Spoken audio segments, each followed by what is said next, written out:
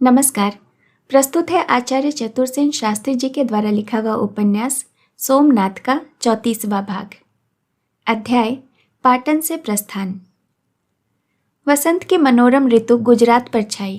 रम्य गुर्जर भूमि विविध लता पुष्पों से भर गई। पुष्पों की भीनी महक से वातावरण सुरभित हो गया। आम के वृक्ष मोर से लद गए, उन पर कोयल कूकने लगी। गुजरात की भूमि एक मनोहर वाटिका की शोभा धारण कर उठी।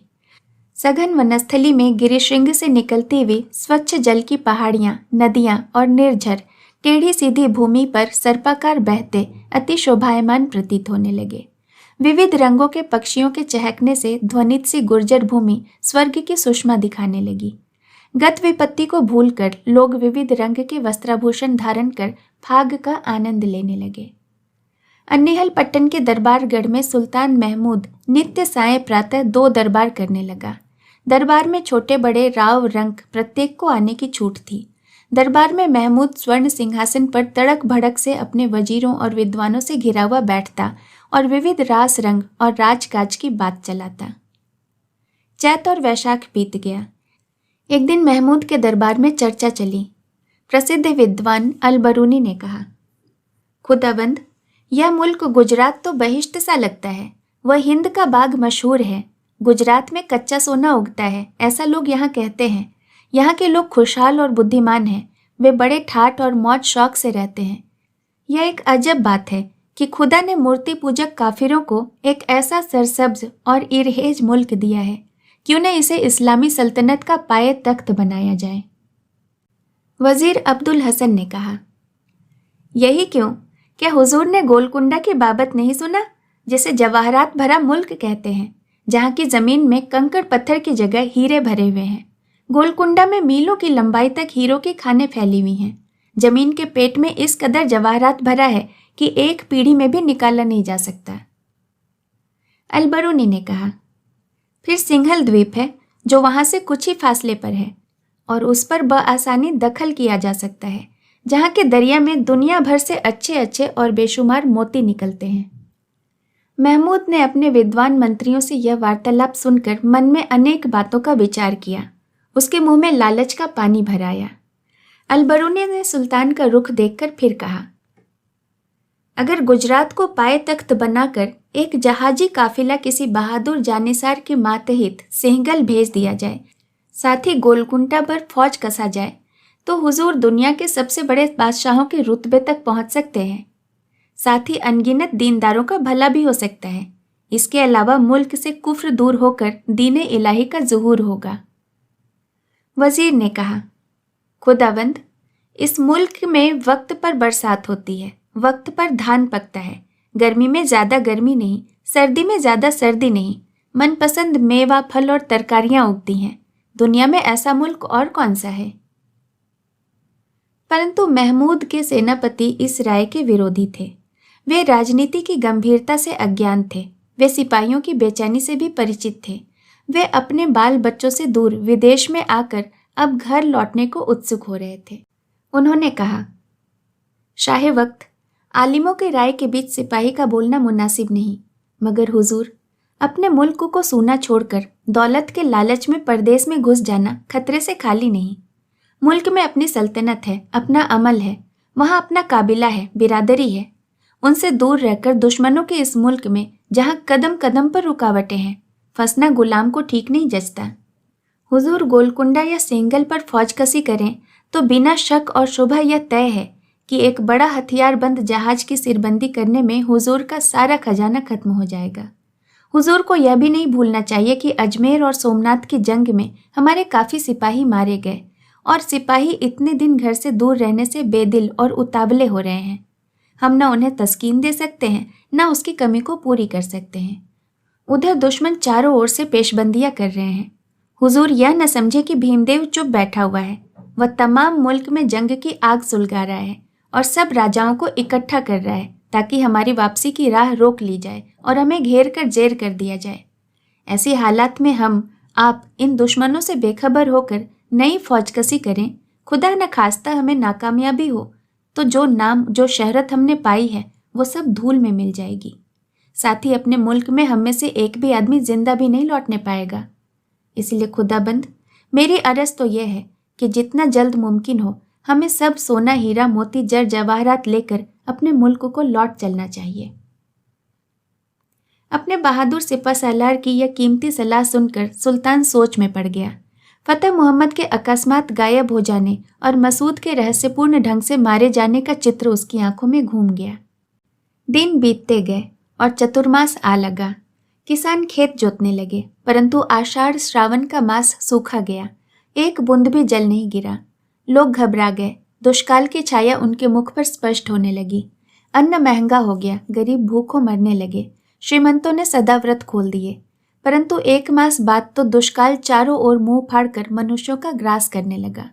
समूचे गुजरात में अकाल फैल गया।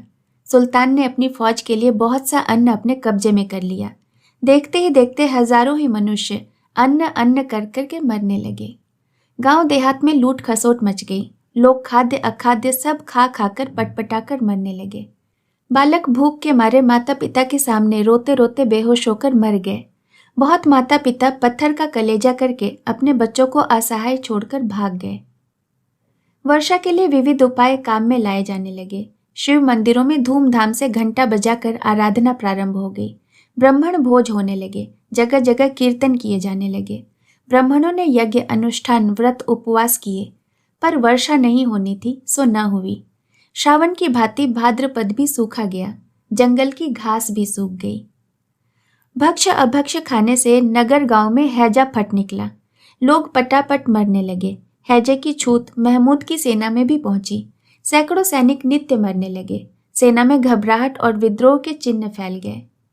लोगों में आम तौर पर यह बात फैल गई कि यह सब भगवान सोमेश्वर के कोप से हुआ है। लोग जगह जगह कहने लगे कि भगवती त्रिपुर सुंदरी ने काली कपाली आदि भैरवियों को भेजा है।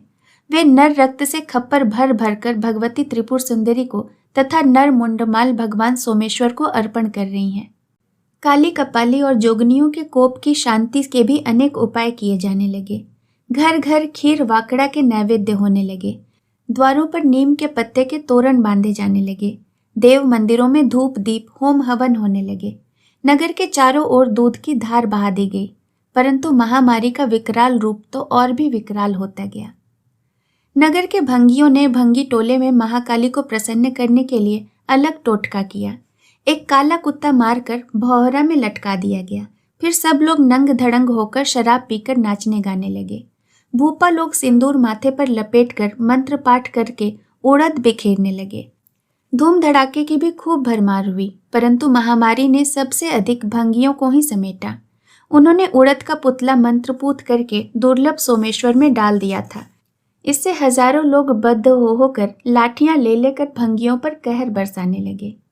इन सब कारणों से तथा फौज की बढ़ती हुई विद्रोह भावना से भयभीत होकर महमूद ने जल्द से जल्द गजनी लौटने का विचार किया। उसने एक आम दरबार की घोषणा की। दरबार में नगर के सभी महाजनों और प्रधान पुरुषों को भी बुलाया गया। सबके सम्मुख सुल्तान ने यह प्रश्न रखा कि गुजरात का राज्य किसे सौंपा जाए। महमूद ने स्पष्ट रीति से यह घोषित कर दिया कि वह चामुंड राय के किसी भी वंशज को राजी हैं, बशर्ते कि वह राज्याधिकार सुल्तान को अपना अधिपति स्वीकार करे और नियमित रूप से खिराज गजनी को भेजता रहे। दरबार में दुर्लभ देव और बल्लभ देव दोनों ही प्रतिनिधि उपस्थित थे। महाराज चामुंड राय तो राजपाट का सब मोह त्याग कर श्वेत तीर्थ में जाकर परलोक चिंतन में मग्न थे। दुर्लभ देव सिद्धपुरे में भगवा वस्त्र पहनकर सन्यासी बन बैठे। बल्लभ देव और भीमदेव प्रच्छन्न भाव से अब अबुर्द, नांदोल और आसपास के राजाओं की सैन्य एकत्रित कर महमूद की राह रोक अबुर्द की घाटियों में चाक चौबंद बैठे थे। दुर्लभ देव के चरों ने सुल्तान के मंत्रियों और सलाहकारों को घूस देकर अपने पक्ष में कर लिया था। उन्होंने कहा, राज्य के अधिकारी और राज्य करने योग्य केवल दुर्लभ देव ही हैं। वह सुल्तान के मित्र हैं और खुशी से सुल्तान नामदार को जितना सुल्तान कहेंगे खिराज देंगे और अंत तक आप ही के आज्ञा के अधीन रहेंगे। उन्होंने उस कौल करार की भी यद्दाहिनी की जो सुल्तान और दुर्लभ देव के बीच हो चुके थे। परंतु बल्लभ देव के हिमायतियों ने कहा, बल्लभ देव पाटवी कुंवर हैं, गद्दी पर उन्हीं का हक है, प्रजा उनसे संतुष्ट है। वह विवेकी, न्यायी और वीर पुरुष हैं, उन्हें ही गुजरात का राजा होना चाहिए। वजीर ने कहा, लेकिन उसने सोमनाथ की लड़ाई में हमारा सामना किया। अभी तक वह भीम के साथ मिलकर सुल्तान के खिलाफ फौजकशी कर रहा है। वह अभी तक माफी मांगने को सुल्तान की खिदमत में हाजिर नहीं हुआ, राज्य पर अपना हक भी प्रकट नहीं किया, इसीलिए यह गद्दी उसे सौंपी नहीं जा सकती। सुल्तान ने सब तर्क सुनकर हुक्म दिया, दोनों में से आज से जो 7 दिन के भीतर आकर हमारे हुजूम में सलाम करे, ज्यादा से ज्यादा खिराज दे और जो शर्तें तय हों उनका पालन करे, उसी को गद्दी सौंप दी जाएगी। नहीं तो 7 दिन के बाद गुजरात में इस्लामी राज्य की स्थापना हो जाएगी। इतना कहकर सुल्तान ने दरबार खत्म किया। दोनों ही पक्षों के समर्थक अपनी अपनी खटपट में दौड़ने लगे। दोनों राज्याधिकारियों को शाही खरीदे भेज दिए गए। महाराज बल्लभ देव ने उत्तर दिया, मैं क्षत्रिय हूँ, गुजरात की गद्दी पर मेरा अधिकार है। उसे मैं देश और धर्म के परम शत्रु गजनी के महमूद से भीख मांग कर नहीं, उसके सिर पर तलवार मार कर लूंगा। दुर्लभ देव ने सुना और झटपट फकीरी बाना उतारकर राजकीय ठाठ से आकर सुल्तान की हाजिरी बजाई। नगर गुजारी और अपनी कमर से तलवार खोलकर घोड़े के मुंह में देकर हाथ बांधकर खड़ा हो गया। उसके इस आचरण से सुल्तान संतुष्ट हो गया। अपने हाथ से तलवार उसकी कमर में बांधी और आदर से बिठाया। सब शर्तें तय हो गई। सुल्तान ने उसे गुजरात का राजाधिराज स्वीकार कर लिया। दूसरे ही दिन अनिहल पट्टन में धूमधाम से दुर्लभ देव का राज्याभिषेक हुआ। गुजरात के नाम की दुहाई फेरी गई। चंड शर्मा महामंत्री के पद पर अभिषिक्त हुए, परंतु प्रजा ने कोई उत्सव नहीं मनाया। रूखा सूखा राज्याभिषेक कराकर होम हवन पूजा पाठ की रीति पूर्ण कर दी और स्वर्ण दक्षिणा लेकर ब्राह्मण अपने घर गए। महमूद ने मनचाहा नजराना लेकर लूटा हुआ माल खजाना 200 हाथियों पर लाद कर लाव लश्कर के साथ पाटन से प्रस्थान किया। अध्याय कंथ कोट की ओर। पाटन से नलकोट तक और आबू से झालौर तक राजपूतों की 1 लाख तलवारें महमूद के स्वागत के लिए उतावली हो रही हैं। जब महमूद ने यह सुना तो उसका चेहरा भय से पीला पड़ गया। इतनी बड़ी सेना का सामना करने का साहस अब महमूद की सेना में न था। उसकी सेना में अनेक प्रकार के वहम और संदेह घर कर गए थे। वे अब वैसे भूखे भेड़िए न थे जैसे गजनी के पहाड़ी इलाकों से शिकार की टोह में निकले थे। इस बार उनकी जीनों में सोना मोती हीरा मोहरे ठसाठस भरे पड़े थे और अब उनका मन युद्ध में नहीं, अपने घर जाकर मौज मजा करने में लगा था। घर छोड़े उन्हें बहुत दिन हो चुके थे। वे अब पीछे लौटने को उत्सुक थे। अब वे युद्ध का खतरा नहीं उठाना चाहते थे, परंतु घर तो अभी बहुत दूर था और तलवार की धार पर पैर रखकर ही वे लौट सकते थे। अमीर के पास भी अतोल खजाना था। उसकी रक्षा का प्रश्न भी बहुत महत्वपूर्ण हो उठा। उसके लिए वो अधीर हो उठा। फिर शोभना के प्रेम ने उसे विगलित कर दिया था और अब वह दुर्दांत योद्धा नहीं, आकुल व्याकुल मिलन आतुर प्रेमी था। जितने भी क्षण बीतते उसके लिए भारी थे। वह जल्द से जल्द भारत की सीमा को पार कर प्रेयसी का प्रेम प्रसाद पाकर धन्य होना चाहता था। इतनी बड़ी सेना से लोहा लेना आत्मघात ही था, इसलिए उसने राजपूतों की तलवारों से बचने के लिए सिंध की राह पकड़ना श्रेयकर समझा और कंथ कोट की ओर बाग मोड़ी। भंभर पहुंचकर उसने अपने विश्वस्त ममलूक योद्धाओं की संरक्षिता से खजाने के हाथियों को इस्लाम कोट की ओर आगे रवाना कर दिया और आप सारा लाव लश्कर लिए धीरे धीरे सिंध में घुसा। छद्मवेशी दामो मेहता इसी ताक में थे। इसी क्षण तड़ित वेग से उनकी सांडनियां चारों दिशाओं में छूटी। अभी अमीर कंथकोट पहुंच भी नहीं पाया था कि उसको सूचना मिली कि भीनमाल से अमरकोट तक राजपूतों की तलवारें छा रही हैं। अजमेर के नए चौहान राजा महाराजा वीसल देव अपने चाचा ढूंढीराज के साथ पीलू के मैदान में उसकी राह रोके 60,000 योद्धाओं के साथ महमूद के रक्त से अपने पिता धर्मगज देव का तर्पण करने को सन्नद्ध बैठे हैं। सुनकर अमीर दाढ़ी नोचने लगा। उसका सिर घूम गया। आज उसे सोम तीर्थ का विजेता फतेह मोहम्मद और तरुण मसूद याद आ रहे थे। उसने देखा मेरा सारा ही खजाना शत्रु की दाढ़ में चला गया। एक ओर से महाराज वीसल देव और दूसरी ओर से सांभरपति ढूंढीराज धीरे धीरे अमीर का माल खजाना लादे हुए गज सैन्य को दबोचते इस्लाम कोट की ओर आगे बढ़ रहे थे।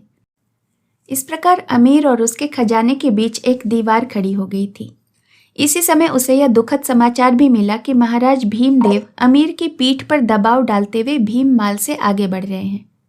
अब तो अमीर को चारों ओर से मृत्यु मुंह बाए उससे समूचा निगल जाने को विकराल रूप धारण किए निकट आती दिख पड़ी।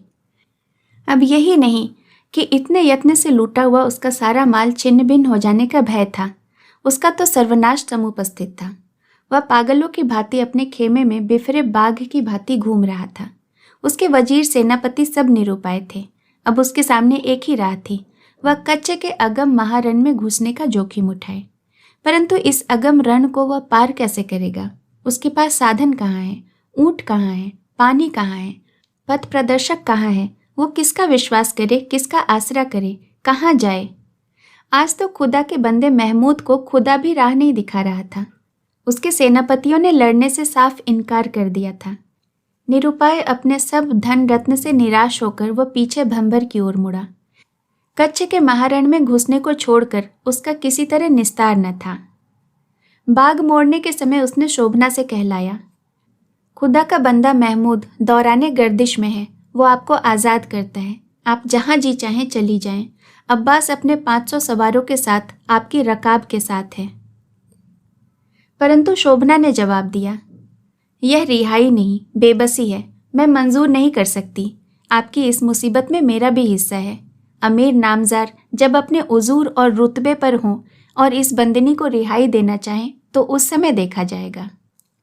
शोभना के इस जवाब से महमूद इस विपत्ति में भी बाग बाग हो गया। अध्याय भायातों की टक्कर। कच्छ में बहुत से भायात ठाकुर गिरासदार जागीरदार थे। ये सब छोटे छोटे राजा थे और अपनी अपनी रियासत का प्रबंध स्वयं करते थे। वे केवल गजरा कर देते थे और दरबार में आवश्यक होने पर हाजिरी बजाते थे। वे सब सोमतीर्थ पर जूझे थे। उनमें से अनेक वहीं खेत रहे थे। जो बचे थे और जो खेत रहे के उत्तराधिकारी थे, इन सब ने मिलकर खंभात के उदाहरण से सावधान होकर अपना संग संगठन किया था। सबने अपनी अपनी सेना एक ही जगह एकत्रित की और उसका अधिपति मांडवी के ठाकुर को बना दिया। जब अमीर पाटन के दरबारगढ़ में बैठ गया और गुजरात में अपनी आन उसने फेर दी, तो इस भायातों ने उसकी आन नहीं मानी, न ये अमीर के दरबार में गए। इन्होंने भीमदेव को सूचना भेज दी कि इस बार यदि अमीर ने कच्छ का मुंह किया तो उसका तलवार से स्वागत किया जाएगा। वे ध्यान से अमीर की गतिविधि देखने लगे और अब जब अमीर ने भंबर की ओर बाग मोड़ी तो भायातों की सैन्य चाक चौबंद होकर आगे बढ़ी और उसने अदेसर में आकर उसका मुहाना रोक दिया। अब तो महमूद को लड़ने के सिवाय और कोई चारा नहीं रह गया। उसके लिए 3 मार्ग थे, या तो वह भायातों की सेना के सम्मुख युद्ध करने का खतरा उठाए, या वह कच्छ के छोटे से रण में घुसे और उसे पार कर काठियावाड़ में जा निकले, या वह महारण में आ जाए। छोटे रण में घुसने का कोई अर्थ नहीं था, वह उसके मार्ग से विपरीत दिशा में था।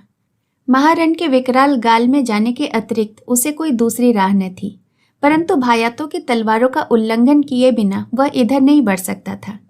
निरुपाय उसने सेना को व्यूहबद्ध किया और अविलंब भायातों पर धावा बोल दिया।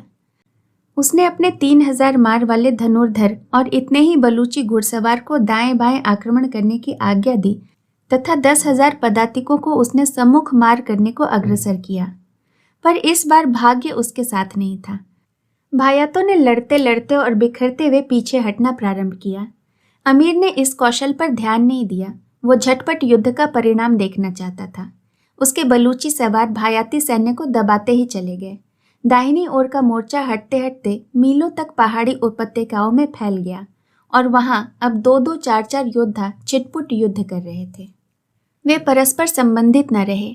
अंत में अमीर की यह सेना वहीं घिर गई। बाईं ओर से सेना को दबाव में डालकर छोटे से रण में पेल दिया गया। पदातिकों पर निर्दय तलवार की मार पड़ी। वह सेना छिन्न भिन्न हो गई और बौखलाकर महारण में घुस पड़ी।